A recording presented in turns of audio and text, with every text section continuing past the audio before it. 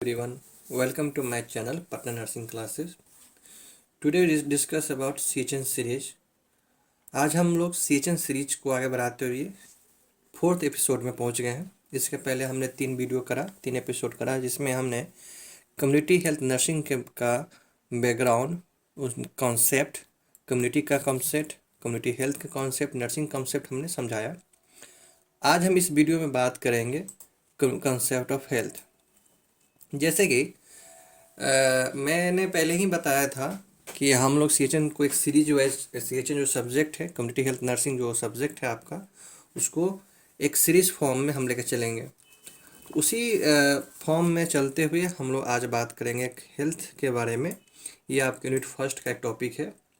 जैसे कि सभी जानते हैं कि हेल्थ, स्वास्थ्य जो है वो हर इंसान का एक बहुत ही कीमती संपत्ति का है, चूँकि उसके शारीरिक हैं, मानसिक, सामाजिक जितने भी उसके विकास हैं वो उसके स्वास्थ्य के रास्ते ही जाती है। यानी किसी पर्सन के पास अगर अच्छे हेल्थ नहीं है तो कुछ नहीं कर पाएगा। साथ ही साथ इसमें आप ये देखें, इस तरह समझे कि जो ये आज हम लोग इस टॉपिक को पढ़ रहे हैं, कॉन्सेप्ट ऑफ हेल्थ जो है टॉपिक जो दिया हुआ है, हेल्थ क्यों पढ़ना है, हेल्थ किस लिए ज़रूरी है ना। तो जो इंसान अपना जो लाइफ स्पेंड करता है बचपन से, मतलब जैसे होता है ना बॉर्न टू डाई, है ना, जन्म से लेकर मृत्यु तक, उसके बीच में जो उसके जो लाइफ स्पेन होते हैं, अगर वह सही तरीके से अगर उसका हेल्थ साथ नहीं देता है तो अपनी लाइफ एंजॉय नहीं कर पाएगा। वो अपने जो जो गोल उसने अपने अपने लिए फोकस किया हुआ है, जिस गोल पर फोकस किया हुआ उसको अचीव नहीं कर पाएगा। जैसे कहा गया है कि स्वस्थ शरीर में ही स्वस्थ मस्तिष्क का निवास होता है। यहाँ मतलब कि स्पष्ट है कि व्यक्ति में जो स्वास्थ्य मानसिकता के जो मौजूद होने के लिए सबसे पहले मतलब उसके शरीर का स्वास्थ्य होना जरूरी है। अगर व्यक्ति अस्वस्थ है तो उसका शारीरिक रूप से वो कमज़ोर है तो उसकी समझने की जो शक्ति है होती है वो भी कमज़ोर हो जाती है। तो इसी सब के बारे में हम लोग बात करना है इसमें। अब हम बात है कॉन्सेप्ट ऑफ हेल्थ में। The concept of health as a balance between a person and the environment, the unity of soul and body and the natural origin of disease was the backbone of the perception of health in ancient Greece.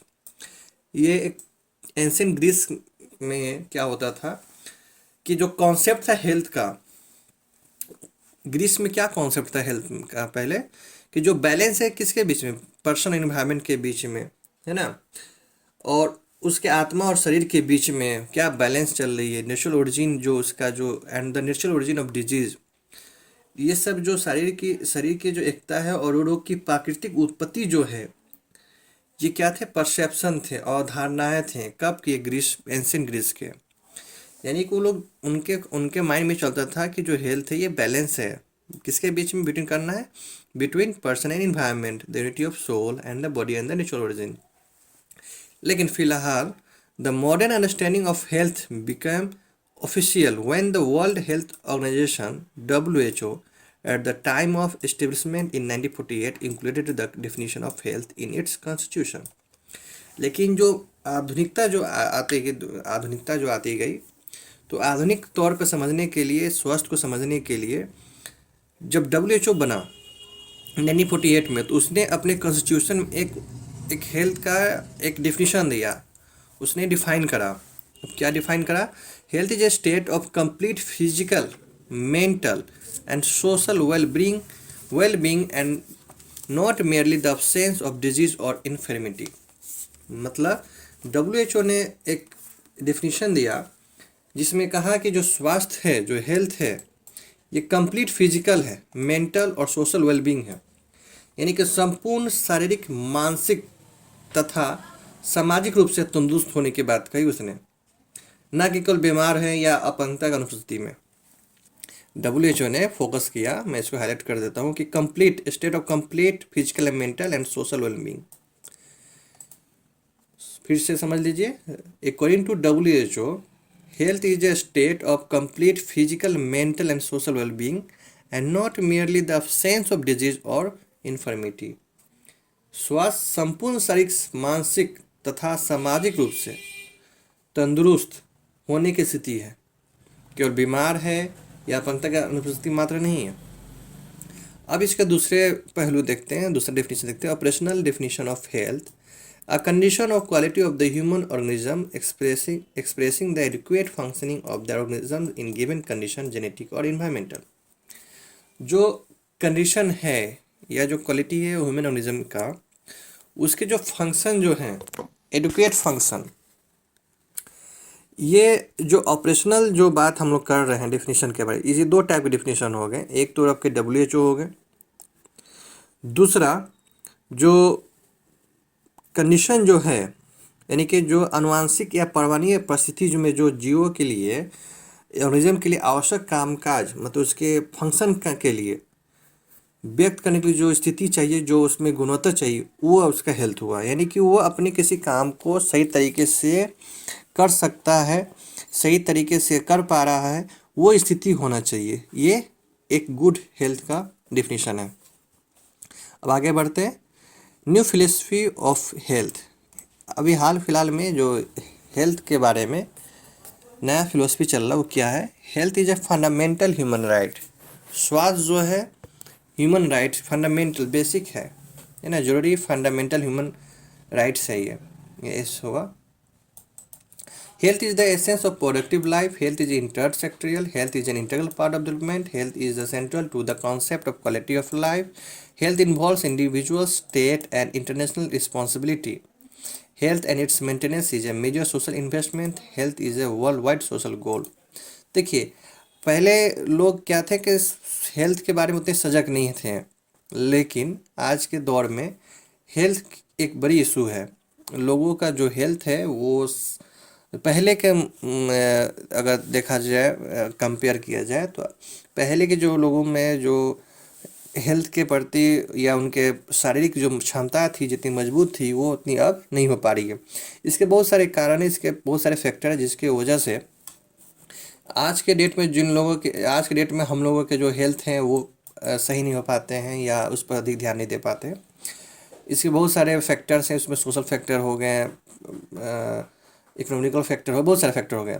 लेकिन जो अभी हाल फिलहाल लोगों के अंदर जो health के बारे में जो चेतना जगी है, जो उनके अंदर अवेयरनेस जगी है, तो उसी के बारे में ये कि हेल्थ क्या है, फंडामेंटल राइट्स है और ये इंटीग्रल पार्ट ऑफ डेवलपमेंट, विकास के लिए बहुत ही जरूरी है, इंटीग्रल पार्ट है ये। In central to the concept of quality of life, involves individuals, state and international responsibility. मतलब सबकी रिस्पॉन्सिबिलिटी, ऐसा नहीं है कि सिर्फ आपके आसपास या कम्युनिटी की रिस्पॉन्सिबिलिटी नहीं। जैसे कि अभी हाल फिलहाल जो कोरोना चल रहे थे, देख रहे थे वैक्सीन वगैरह जो बन रहे थे, तो पूरी इसमें इंटरनेशनल इन्वॉल्व था, पूरा वर्ल्ड इन्वॉल्व था एक दूसरे को हेल्प करने के लिए। तो ये क्या है कि वर्ल्ड वाइड है, ये सोशल गोल है कि सब किसी को अच्छे हेल्थ प्रोवाइड किया जाए। तो अब बात करते हैं changing concept, biomedical concept. Absence of disease based on germ theory of disease.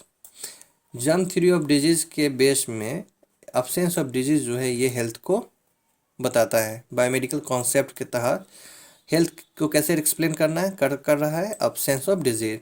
इसका ड्रॉबैक क्या है? Minimize the role of the environmental, social, psychological and cultural determinants of health. देखिए, बायोमेडिकल कॉन्सेप्ट के हिसाब से अगर बात करें हम, तो जर्म थ्योरी ऑफ डिजीज के अकॉर्डिंग बायोमेडिकल कॉन्सेप्ट बोलता है कि अब्सेंस ऑफ डिजीज मतलब किसी इंसान के अंदर डिजीज नहीं है, तो मतलब फिट है, हेल्दी है। लेकिन इसके साथ एक ड्रॉबैक है कि इसने सोशल इन्वायरमेंट जो है, साइकोलॉजिकल जो प्रेशर होते हैं, जो थॉट होते हैं, कल्चरल जो होते हैं, साथ ही साथ बहुत सारे हेल्थ ट्रीटमेंट्स, उसको उसने नज़रअंदाज कर दिया, मिनिमाइज कर दिया।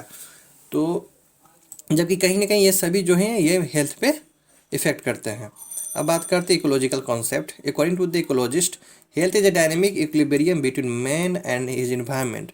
हेल्थ क्या है? एक डायनेमिक इक्विलिब्रियम है, किसके बीच में? मैन और इन्वायरमेंट के बारे में, इन्वायरमेंट के बीच। Disease is a maladjustment of the human organism to environment. और डिजीज क्या है? ये एक एडजस्टमेंट नहीं है, माल एडजस्टमेंट है, मतलब एक एरर है किसके बीच में? ह्यूमन ऑर्गेनिज्म के और पर्यावरण के बीच में। तो इकोलॉजिकल क्या कहता है, कॉन्सेप्ट में क्या कहता है कि हेल्थ एक डायनेमिक इक्विलिब्रियम है, एक इक्विलिब्रियम शो करता है किसके किसके बीच में, मैन और इन्वायरमेंट के बीच में। अब हम बात करते हैं psychological concept. Psychological concept, health is A both a biological and social phenomena but one which is influenced by social, psychological, cultural, economic and political factor of the people concern. Psychological concept में अगर हम बात करते हैं तो जो health के अंदर जो है वो बायोलॉजिकल भी है और सोशल, बायोलॉजिकल के साथ साथ सोशल फिनोमेना भी है, लेकिन ये जो है साथ ही साथ बहुत सारे फैक्टर से भी इफेक्ट होता है, इन्फ्लुएंस होता है। कौन कौन? सोशल है यानी कि सोसाइटी, साइकोलॉजिकल मेंटली जो होते हैं, cultural, economic and political factor of the people concern. अब बात करते हैं होलिस्टिक। होलिस्टिक मीन्स ओवरऑल, सब इसमें सब आ जाएंगे। It ignores the strength of social, economic, political and environmental influence of health all sector of society like agriculture, animals husbandry, food industry, education, housing, public works, communication and other sector of the health. Holistic concept जो है overall सभी को मिला के concept बनाया दिया है कि it ignores the strength of social, economic, political and environmental influence on health. यानी कि इसमें देखिए, इसमें एग्जांपल जो दिया हुआ है एग्रीकल्चर, एनिमल्स हस्बेंड्री जो दिया हुआ है, ये जो ह्यूमन जो है उसका, ह्यूमन के साथ साथ उसके जो इन्वायरमेंट के साथ जो हार्मोनिक इक्विलिब्रियम है, जो संतुलन है, उसको प्रभावित करता है। पर्सन के चारों ओर जो पाए जाने जो होते हैं इन्वायरमेंट, जैसे कि पानी हो गए, प्लांट्स हो गए, एनिमल्स हो गए, ये सभी मिलकर एक इन्वायरमेंट का जो निर्माण करते हैं, उस इन्वायरमेंट में जो वाटर पोल्यूशन होता है, एयर पोल्यूशन होता है, नॉइज पोल्यूशन होता है, या जो सूक्ष्म जीव की जो उपस्थिति जो होती है, उनसे जो इफेक्ट पड़ता है हेल्थ में, लोगों के हेल्थ में हेल्थ प्रॉब्लम उत्पन्न होती है, ये सभी जो है, ये जो इकोलॉजिकल है, ये सब धीरे धीरे आ जाते हैं होलिस्टिक कॉन्सेप्ट में। होलिस्टिक कॉन्सेप्ट को आप जैसे कि मैंने अभी बताया कि होलिस्टिक कॉन्सेप्ट जो है वो सब कॉन्सेप्टों को मिला के बना है। तो यानी कि इसके अनुसार जो हेल्थ है एक मल्टी सेक्टोरियल अप्रोच है ना, बहुआयामी है, मतलब कि इसमें इसके अंतर्गत बहुत सारे क्षेत्र आ जाएंगे, जिसमें आपका सोशल हो, साइकोलॉजिकल है, पॉलिटिकल है, फैक्टर्स जो होते हैं उसके इफेक्ट करते हैं। तो देखिए, इसमें इसके पहले जो हम बात कर रहे थे साइकोलॉजिकल हमने बात करा, इकोलॉजिकल बात करा, तो जो भी एग्जांपल हमने दिया था, अभी समझा रहा था आपको प्लांट्स एनिमल्स के बारे में, तो इकोलॉजिकल ये सभी जो है वो होलिस्टिक हो जाते हैं।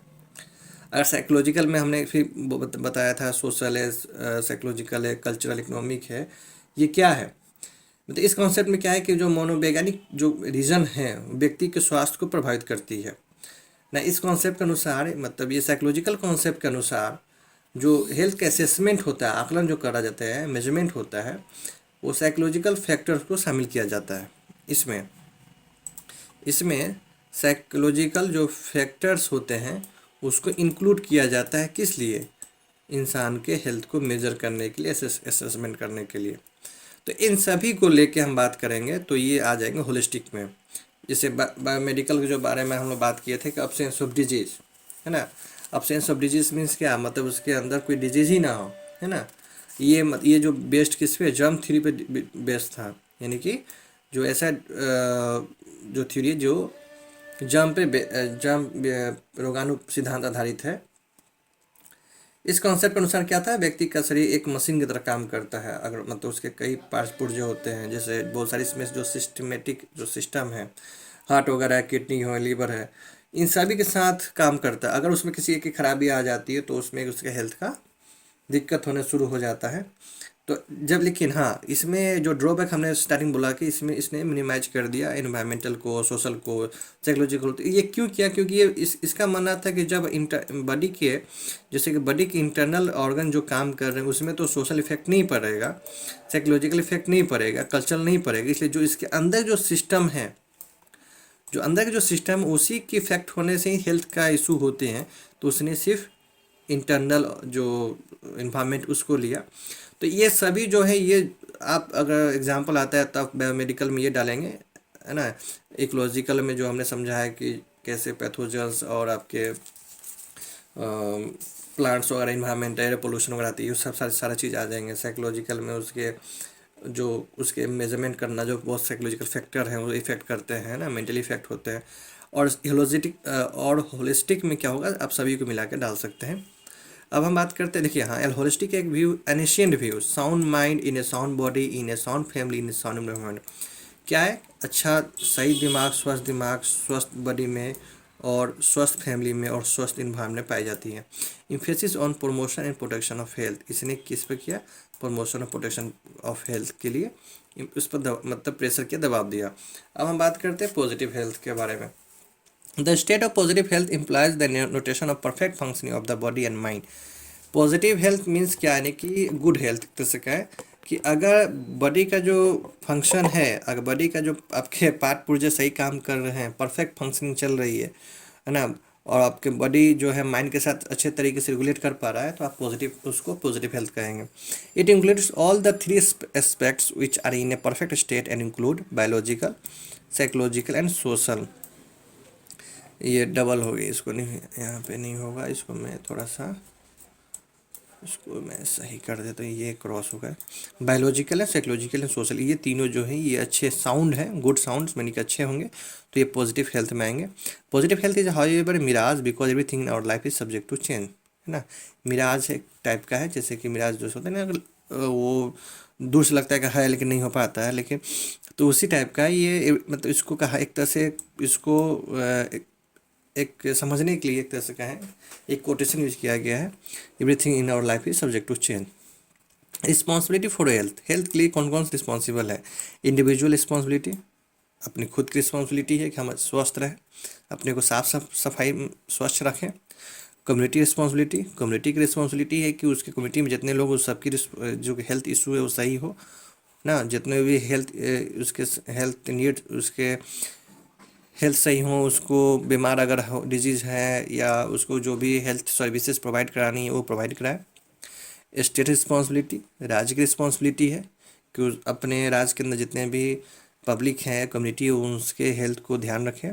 साथ ही साथ इंटरनेशनल रिस्पॉन्सिबिलिटी यानी कि इसमें हम लोग आ जाएंगे WHO के बारे में, कि WHO जो है वो वर्ल्ड वाइड जो एक प्रोग्राम चलाती है, या एक तरह से वर्ल्ड वाइड, जो वर्ल्ड हेल्थ ऑर्गेनाइजेशन इसको कहते हैं, लेकिन ये बड़े वर्ल्ड वाइड है, मतलब कि पूरे विश्व के एक लेवल पर काम करती है, एक ऑर्गेनाइजेशन है जो UN से संबंध रखती है।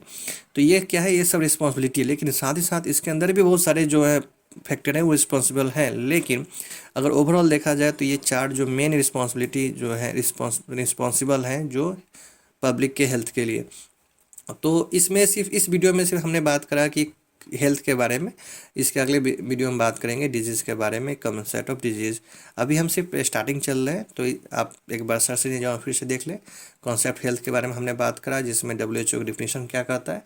Health is a state of complete physical, mental and social wellbeing and not merely the absence of disease और इन्फर्मिटी। अगर आपसे पूछा जाए कॉन्सेप्ट ऑफ हेल्थ क्वेश्चन आए, तो आप कम से कम WHO की डिफिनेशन को आप इंक्लूड करें। साथ ही साथ अगर न्यू फिलोसफी पे हेल्थ बात अगर आती है, तो आप सीधी सी बात कर दे, इसको फंडामेंटल ह्यूमन राइट्स है, वर्ल्ड वाइड सोशल, सब किसी के चाहते कि वो अच्छे हेल्थ उनको मिले, मेंटेनेंस हो, ये इंटरनेशनल रिस्पॉन्सिबिलिटी है, इंटीग्रल पार्ट ऑफ डेवलपमेंट है। ये सारे कुछ पॉइंट है जो आप इंक्लूड कर सकते हैं। चेंजिंग कॉन्सेप्ट में इसमें चार तरीके से बायोमेडिकल कॉन्सेप्ट है, जो जर्म थ्योरी ऑफ डिजीज पर बेस है, इकोलॉजिकल कॉन्सेप्ट है, साइकोलॉजिकल कॉन्सेप्ट है, होलिस्टिक कॉन्सेप्ट है। किसी बुक में आप देखेंगे या कहीं आप देखेंगे सोशल कॉन्सेप्ट भी आई, मतलब उसको अलग कर दिया, लेकिन ये साइकोलॉजिकल कॉन्सेप्ट में ही है, और हमने इसको सोशल को साइकोलॉजिकल कॉन्सेप्ट में ही रखा है। तो इस वीडियो में हमने देखा कि सिर्फ कॉन्सेप्ट ऑफ हेल्थ और उसके कॉन्सेप्ट हेल्थ के जो रिगार्डिंग चार जो कॉन्सेप्ट हैं, साइकोलॉजिकल, इकोलॉजिकल, साथ ही साथ होलिस्टिक। तो इस वीडियो में यहाँ तक यहीं हम समाप्त करते हैं। अगर वीडियो पसंद आई तो लाइक करें, सब्सक्राइब करें, और नेक्स्ट वीडियो के लिए आप हमसे जुड़े रहें। जिन्होंने सब्सक्राइब नहीं किया वो सब्सक्राइब कर लें, साथ ही साथ बेल आइकन को प्रेस कर लें कि न्यू वीडियो उनको आसानी से पहुंच जाए। Thank you for watching.